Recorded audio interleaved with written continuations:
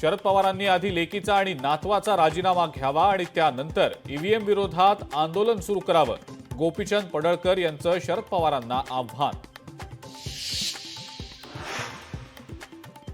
मार्कडवाडीतनं सदाभाऊ खोतांचा राहुल गांधी आणि शरद पवारांवर निशाणा.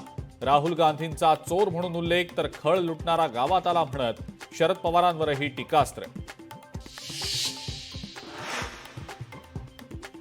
बॅलेटवर निवडणुका झाल्यास आमची राजीनाम्याची तयारी. नाना पटोलेंचं. गोपीचंद पडळकर यांना प्रत्युत्तर. निवडणूक आयोगाची भूमिका संशयास्पद असल्याचा आरोप.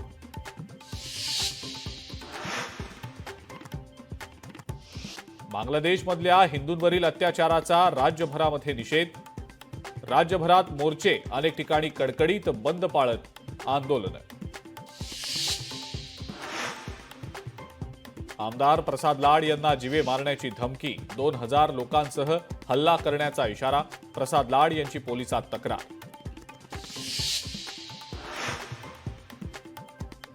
आणि हिंदुत्वाला विरोध करणाऱ्यांनी पाकिस्तानात जावं. हिंदुत्व काय हे मेहबूबा मुफ्तींची मुलगी सांगणार का?